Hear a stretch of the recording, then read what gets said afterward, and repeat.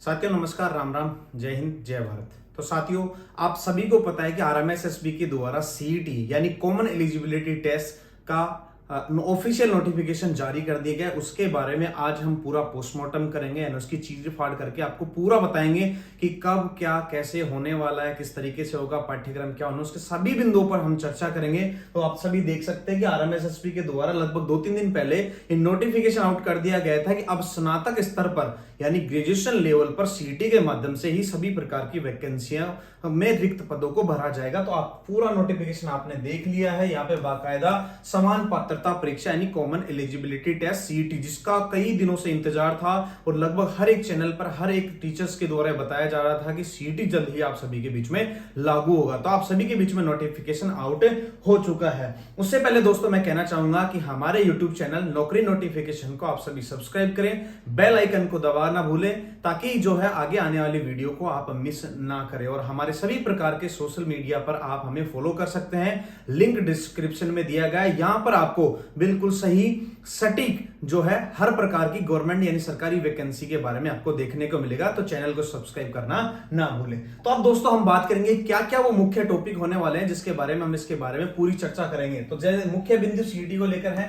कि कौन कौन सी जो है सेवाएं इसमें शामिल की गई, यानी कौन कौन सी परीक्षाओं को शामिल किया गया है। उसके अलावा जो है सीईटी परीक्षा उसका आयोजन कब होगा, कब उसकी डेट दी गई है, आवेदन कब से शुरू हो रहे हैं और कब वो खत्म होंगे, आयु सीमा क्या है, अगर आयु सीमा में कितनी प्रकार की क्या छूट है, क्योंकि जैसे कोरोना की वजह से 2 साल का एक्सटेंड देने को बोल रहे थे, क्या वो है या नहीं है। सिलेबस यानी परीक्षा का पैटर्न, पाठ्यक्रम क्या होने वाला है, रिक्त पद किसमें क्या क्या है, न्यूनतम अंक और इसकी वैलिडिटी जो है कितने दिन की है, यानी सीईटी अगर आपने एक बार दी और आप पात्रता हासिल कर लेते हैं तो वो कितने दिनों तक लागू रहेगी, कितने दिनों तक मानी जाएगी।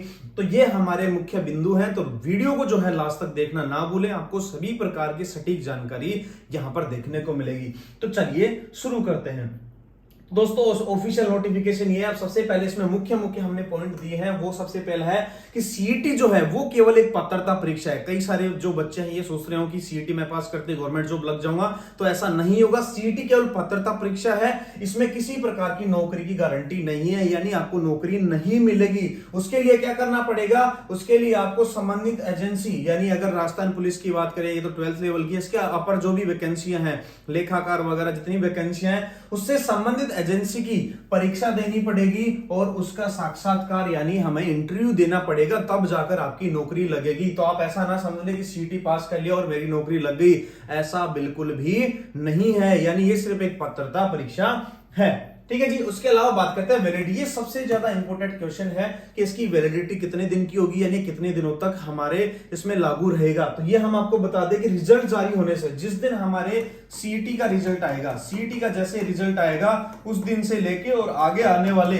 1 साल तक, 1 ईयर तक आपकी इसकी वैलिडिटी मानी जाएगी। यानी उस ड्यूरिंग जो भी आपकी वैकेंसी ग्रेजुएशन लेवल की आते हैं, स्नातक स्तर की जो वैकेंसी आती है, उसके लिए आप एलिजिबल रहेंगे और आप उसमें फॉर्म भर सकते हैं। बाद में परीक्षा इंटरव्यू देकर आप उसमें अपनी नौकरी पा सकते हैं। तो ये चीज आपको सबसे ज्यादा नोट करनी है। उसके अलावा बात करते हैं कि सीईटी में न्यूनतम की अगर बात करें तो वो आंकड़ा क्या है कि न्यूनतम जो है अंक कितने निर्धारण है। अब यहां पे बाकायदा उसमें दिया गया नोटिफिकेशन जब आप पढ़ेंगे कि सीईटी के न्यूनतम अंक निर्धारण से कम अंक आने पर परीक्षा में साक्षात्कार दोनों में शामिल होने का पात्र नहीं होगा। अब मान लीजिए आपके न्यूनतम अंक का निर्धारण हो गया, उससे अगर कम नंबर यदि आपके आते हैं तो आप किसी भी प्रकार की ग्रेजुएशन लेवल की वैकेंसी नहीं देख सकते, यानी फॉर्म भी फिल नहीं कर सकते।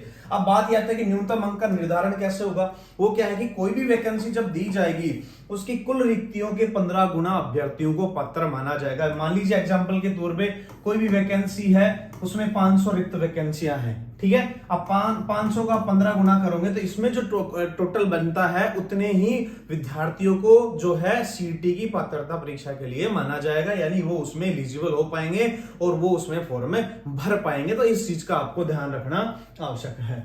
अब बात आता है कि सभी प्रकार अभ्यर्थियों के अंक प्रकाशित होंगे, यानी जो भी कैंडिडेट सीईटी की परीक्षा देता है सभी के अंक जो है वो आपको देखने को मिलेंगे कि आपको कितने नंबर मिले हैं, आपके कितने नंबर आए हैं, वो सब आप देख पाएंगे, ये आपको देखने को मिलेगा। अब उसके अलावा सबसे बड़ा क्वेश्चन मार्क यह है कि कितनी बार सीईटी की परीक्षा दे सकते हैं, सीईटी कितनी बार हम दे सकते हैं, तो इसकी किसी प्रकार की कोई लिमिट नहीं है। यानी हर बार जब सीईटी की परीक्षा होगी तब आप उसमें जो है अपना फॉर्म फिल कर सकते हैं और एग्जाम दे सकते हैं, ये आपको ध्यान है। हर बार सुधार के रूप में परीक्षा दे सकते हैं, सर्वश्रेष्ठ स्कोर अंक को माना जाएगा। अब देखिए इसका मतलब क्या है कि आप हर बार परीक्षा, जैसे मान लीजिए आपको अभी 50% नंबर आए हैं, लेकिन आप अगले बार जब आप देंगे तो 70%, यानी हर बार आप सुधार कर सकते हो। उस साल के अंदर या जितनी बार आप सीईटी दिए तो उसमें सबसे ज्यादा जो अंक आपको माने गए आए हैं उसी को माना जाएगा। मान लीजिए आपने एक बार दिया 50% नंबर आए, फिर आपने दिया 70% नंबर आए, आपने एक बार और दिया तो 60% नंबर आए, तो आपको सर्वाधिक स्कोर जो है वो ही माना जाएगा, यानी 70% के अंक को माना जाएगा। ऐसा नहीं है कि लास्ट बार परीक्षा में जो अंक आए हैं उन्हीं को माना जाएगा। यहां पर जो है कितनी भी बार आप परीक्षा देंगे तो उसमें जो सर्वाधिक अंक जो आपके आए हैं उसी को जो है माना जाएगा। ये बहुत अच्छी बात है कि सर्वाधिक अंक को माना जा रहा है। परीक्षा जो है हर साल आयोजित होगी, यानी हर साल सीईटी की परीक्षा आयोजित होगी। उसकी समय सारणी या उसकी जो डेट वगैरह है वो समय समय पर जो आपको देखने को मिल जाएंगी, तो ये आपको ध्यान रखना बहुत ज्यादा जरूरी है। अब आता है आवेदन की बात करें और परीक्षा शुल्क वो कितना क्या रहने वाला है। तो यहाँ पे शुल्क की बात करें तो सामान्य वर्ग के लिए 450 रुपए है, नॉन क्रिमिनल ओबीसी वगैरह के लिए 350 रुपए है, और SC SC के लिए 250 रुपए है। ये आपको ध्यान में रखना है, ठीक है। इसके अलावा जिसकी आयु 2.5 लाख रुपए से कम उनके लिए 250 रुपए है, लेकिन उनको आय प्रमाण पत्र बनवाना जरूरी है, तभी वो अपना फॉर्म भर सकते हैं, या बाद में जब उनके वेरिफिकेशन होगा तो उसमें प्रॉब्लम आ सकती है। तो ऐसे लोग ही भरें जिनके 2.5 लाख आयु कम है और उसका आय प्रमाण पत्र, तभी वो फॉर्म भरें, ठीक है जी। अब उसके बाद आती है कि रिक्त पदों की संख्या क्या क्या है। सीईटी के अंतर्गत जितने भी रिक्त पद हैं उनके बारे में बताया गया है। सबसे पहला आता है गृह रक्षा विभाग, प्लाटून कमांडर है जिसमें 43 लगभग संभावित पदों की संख्या है। फिर जल संसाधन विभाग जिसमें जिलेदार और पटवारी की वैकेंसी भी है, 272 पद जो है उसके अंदर का शामिल किए गए। कोष एवं लेखा विभाग कनिष्ठ लेखाकार की वैकेंसी है, 1923 वैकेंसियां हैं। राजस्व मंडल में तहसील राजस्व लेखाकार है जो लगभग 198 वैकेंसियां हैं। महिला अधिकारिता में पर्यवेक्षक महिला अधिकारियों में है 176 वैकेंसियां हैं। इसके अलावा समेकित बाल विकास सेवाएं में पर्यवेक्षण अभी नहीं दिया गया है। कारागार विभाग उप जेलर है, उसमें लगभग 49 पोस्ट हैं। सामाजिक न्याय एवं अधिकारिता विभाग में 76वां सदिक ग्रेड सेकंड की 335 वैकेंसियां। अब इसका जो मैंने बताया था कि इनका जो रिजल्ट जो आएगा उसमें 15 को मल्टीप्लाई कर लेना, उस लेवल के जो कैंडिडेट हैं 15 गुना अभ्यर्थियों को इसके पात्रता परीक्षा में एलिजिबल माना जाएगा। तो ये हमारे पास क्या है, हमारी समान पात्रता परीक्षा रिक्त पदों की संख्या जो है। अब इसमें बाकायदा ये भी दिया गया है कि मुख्य परीक्षा के समय कमी या बढ़ोतरी हो सकती है। जो जितनी भी हमारे पद हैं इनमें कमी या ज्यादा जो है हम कर सकते हैं। ये जो है एजेंसी के पास या जो संबंधित डिपार्टमेंट है उसके पास पूरा अधिकार है। उसी हिसाब से आपकी जो है वेटिंग लिस्ट वालों को फिर ऊपर नीचे ले लिया जाएगा। तो ये जो है रिक्त पदों की संख्या, इनको आप ध्यान रखें। यदि आप इनसे संबंधित किसी प्रकार की कोई तैयारी है कर रहे हैं तो सीईटी को लग जाओ, ग्रेजुएशन लेवल के सभी विद्यार्थियों को लग जाए, अच्छे से अपनी परीक्षा की तैयारी करें। ये वैकेंसी जो है जल्दी आपको देखने को मिलेगी। अब आता है कि ऑनलाइन आवेदन कब होंगे। ऑनलाइन जो हमारे आवेदन है वो कब है, कब से शुरू है और कब खत्म होंगे। तो ऑनलाइन शुरू हो रहे हैं 22 सितंबर से, यानी ऑलरेडी शुरू हो चुके हैं, समाप्त होंगे 31 अक्टूबर को। लगभग एक महीना 8 दिन के आसपास जो है अपने कंप्लीट चलेंगे, और ऑनलाइन मोड के माध्यम से ही जो है ये आपको फॉर्म भरना है। अपने नजदीकी ई मित्र के माध्यम से जो है आप ये फॉर्म भर सकते हैं। अपनी जो है जमा राशि आपको करवानी है, जो उसमें फीस लग रही है। अगर आपने वो नहीं जमा कराई तो आपका फॉर्म एक्सेप्ट नहीं होगा। तो ध्यान रखिए आपको राशि अच्छे से जमा करानी है। तथा इसके अलावा जो है आपको नवीनतम 6 मंथ का फोटो सिग्नेचर, ये आप सभी को पता है। इसकी कंप्लीट डिटेल जो है आपकी इसमें एडवर्टाइजमेंट में दे रखी है, नोटिफिकेशन में दे रखी है, जो मैं टेलीग्राम चैनल पे, व्हाट्सएप, फेसबुक सब पे डाल दूंगा। आप देख लेना, अच्छे तरीके से पढ़िए ताकि आप सीईटी परीक्षा से वंचित ना रहें। इसलिए अच्छे से पढ़िए और उसके अंतर्गत ही आप जो अच्छे तरीके से इनको फॉर्म को फिल करिए। अब बताए परीक्षा का आयोजन कब होगा, ये बहुत इंपॉर्टेंट चीज है। ये सबसे अच्छी बात है कि पहले से ही हमें एक टारगेट दे दिया गया है कि आपकी 6 जनवरी से 9 जनवरी के बीच में कभी भी आपकी जो है क्या हो सकते हैं जी, एग्जाम हो सकता है। तो आपको अभी से लग जाना है, समय बहुत कम है क्योंकि थोड़ा सा सिलेबस बहुत ज्यादा दे रखा है, तो इसलिए अभी से लग जाना है। 6 से 9 जनवरी के बीच में आपकी परीक्षा होगी। अब इसमें बाकायदा कहा गया है कि यदि परीक्षा एक से अधिक चरणों में, यानी शिफ्ट में, या फिर बात के अलग अलग डेज जैसे 6 से 9, तो 6, 7, 8, 9 को यदि होती है तो स्वानीकरण यानी नॉर्मलाइजेशन की कार्यवाही होगी। नॉर्मलाइजेशन जो एसएससी वगैरह में पहले होता था, नॉर्मलाइजेशन की प्रक्रिया हो सकती है यदि एक से अधिक चरणों में यदि वो परीक्षाएं होती हैं। ठीक है जी। अब आता था पात्रता एवं शैक्षणिक योग्यता। क्या क्या हमारी पात्रता, शैक्षणिक योग्यता क्या क्या होनी चाहिए। तो जैसे महिला अधिकारिता पर्यवेक्षक के लिए आयु सीमा भी दे रखी है 18 से 40। भारत में विधि द्वारा स्थापित किसी विश्वविद्यालय से ग्रेजुएशन होना चाहिए। जल संसाधन में पटवारी की उसमें बाकायदा ग्रेजुएशन भी दे रखा है, आपके ओ लेवल का डिप्लोमा वगैरह RSCIT वगैरह ये दे रखा है। जल संसाधन विभाग में ग्रेजुएशन दे रखा है। गृह रक्षा विभाग में 20 से 40 वर्ष, इसमें ग्रेजुएशन सूबेदार उसकी रैंक से ऊपर के भूतपूर्व सैनिकों को भी शामिल किया जाएगा। यानी कहने का मतलब यह है कि आप संबंधित जिस भी भर्ती को आप देखना चाहते हैं, कोई भी रिक्त पदों को भरना चाहते हैं, अपना जॉब लेना चाहते हैं, उससे संबंधित पूरी नोटिफिकेशन पढ़ लें। आप उनमें पात्र हैं या नहीं है, आपकी जो ग्रेजुएशन हुई या नहीं है, उसमें क्या क्या मांग रहे हैं और आपके पास क्या क्या डिग्री या डिप्लोमा अवेलेबल, उसके अंतर्गत ही आप भरें। राजस्व मंडल में भी यहाँ पे दिया गया है कि आपको ग्रेजुएशन होना चाहिए, साथ में और भी कनिष्ठ लेखाकार में CA वगैरह, इसमें कई 5-7 अपने अलग अलग ऑप्शन दिए गए कि या तो ये होना चाहिए, इसके अलावा ये भी हो सकता है। तो इनको अच्छे से पढ़ लें। कारागार विभाग में किसी विद्यालय से ग्रेजुएशन, समन्वित पर्यवेक्षक में ये भी ग्रेजुएशन, इसमें भी छात्रावास अधीक्षक में भी ग्रेजुएशन। तो आराम से पहले कंप्लीट डिटेल पढ़ें कि क्या मैं इसके लिए एलिजिबल हूं या नहीं, तभी उसकी आगे की ओर तैयारी करें। तो ये आपकी पात्रता जो है ये आपके पास होनी चाहिए। अब आता है आयु सीमा। आयु सीमा की गणना भी बहुत ज्यादा जरूरी है कि आयु जो है वो मुख्यतः रूप से अपन देखें तो 18 से 40 वर्ष सभी के लिए है, ऑलमोस्ट है। बाकी आप अच्छे से देख लें आप किस पोस्ट के लिए फॉर्म भर रहे हैं। अब उसमें एक सबसे बड़ा इंपॉर्टेंट चीज है कि कोरोना के कारण 2 साल की वृद्धि भी हो सकती है। जैसे कि अपने मुख्यमंत्री अशोक गहलोत जी उन्होंने ट्वीट भी किया था कि 2 साल कोरोना की वजह से जो बच्चे वंचित रह गए परीक्षा के लिए, उनको 2 साल की वृद्धि भी जो है छूट मिलेगी आयु सीमा में। तो वो लागू होगा जितना मुझे लग रहा है, आइडिया शायद न्यूज़पेपर में भी जल्दी आने को है, शायद वो लागू होगा या नहीं होगा वो बात की बात है, लेकिन शायद होगा। तो इस चीज को भी आप ध्यान में रखें और फॉर्म भर सकते हैं। जो नियर बाई 40 के आसपास की नियर बाई एज के हैं कैंडिडेट, 2 साल ऊपर यदि हुए हैं तो फॉर्म भरें, इस चीज का ध्यान रखें। अब विशेष श्रेणी में आयु सीमा की छूट क्या क्या है? SC ST OBC MBC इसमें 5 वर्ष की छूट मिलती है अधिकतम।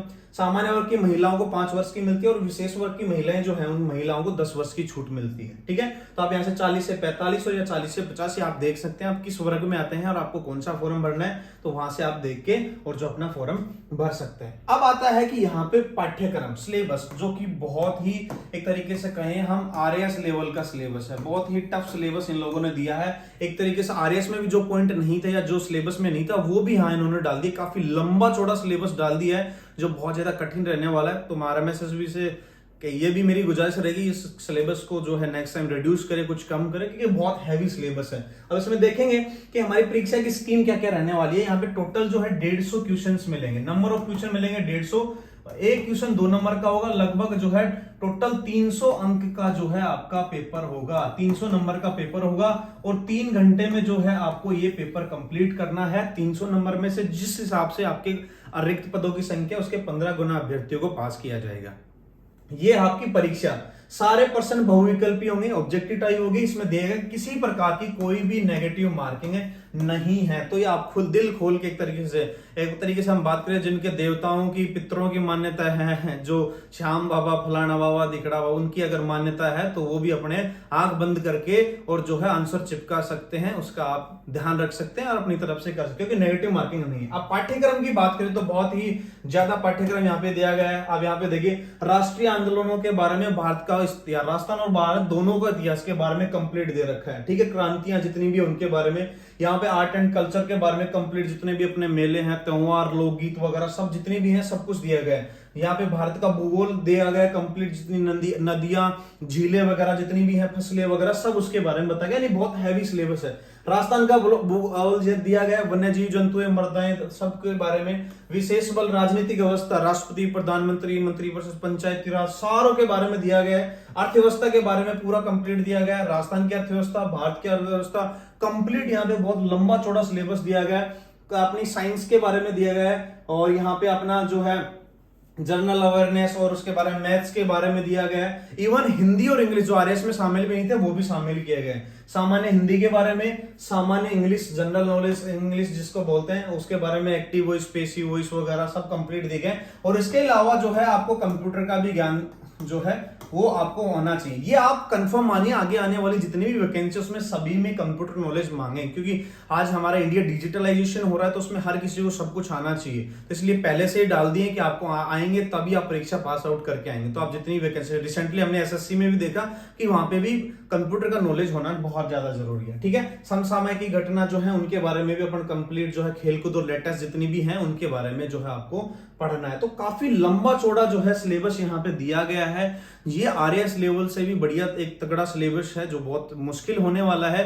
तो आप सभी को अभी से अपनी बेस्ट टू बेस्ट तैयारी करनी है और लगना है और सीईटी की परीक्षा पास करनी है। मेरी तरफ से आपको इस एग्जाम के लिए, सीईटी के एग्जाम के लिए मेरी तरफ से बेस्ट ऑफ लक है कि आप इसको उत्तीर्ण करें और अपनी आगे वैकेंसी में फॉर्म फिल कर पाएं और उसको भी उत्तीर्ण करके और नौकरी लग पाए। तो इसलिए मैं आप सभी से लास्ट टाइम में गुजारिश करूंगा कि हमारे इस चैनल को नौकरी नोटिफिकेशन को ज्यादा से ज्यादा मात्रा में सब्सक्राइब करें, दोस्तों के साथ जो है शेयर करें, क्योंकि यहाँ पे वैल्यूएबल नॉलेजेबल जितनी भी गवर्नमेंट जितनी भी वैकेंसी आते हैं उसके बारे में आपको कंप्लीट डिटेल मिलेगी और आपको हम आगे आगे धीरे धीरे बुक्स के बारे में, यहाँ पे मोटिवेशनल वीडियोस के माध्यम से आप सभी को कोशिश करेंगे कि अपनी नौकरी तक और अपनी जिंदगी में अपने लक्ष्य तक पहुंच पाएंगे। मिलते हैं नई वीडियो के साथ, तब तक के लिए जय हिंद जय भारत।